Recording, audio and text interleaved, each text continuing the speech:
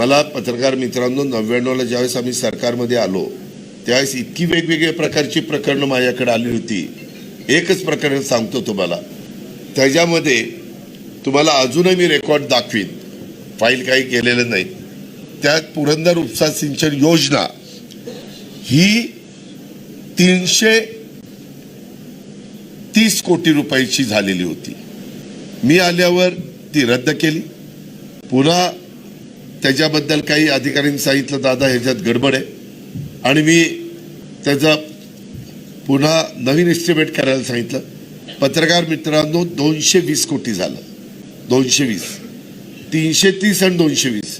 मी नंतर अधिकाऱ्याला विचारलं अरे 110 कोटी रुपये कसे काय वाढले.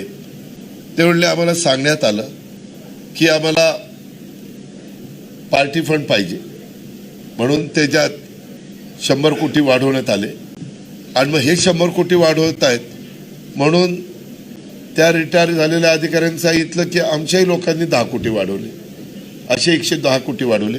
पत्रकार मित्रांनो ह्याच्यातलं एक गोष्ट पण खोटी नाही.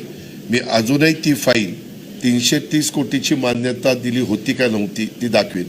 मग मला काहींनी सांगितलं आता आपण ह्याच्यावर केस करू, अंक करू. म्हणलं आता लोकांनी आपल्याला दिलं निवडून, कुठं आता ते करत बसतात, जाऊ दे मरू द्या. आणि मी ते सोडून दिलं. वास्तविक ते काढलं असतं तर अक्षरशः हाहाकार माजला असता, कारण सगळे पुरावे होते, सह्या होत्या फाईलवर.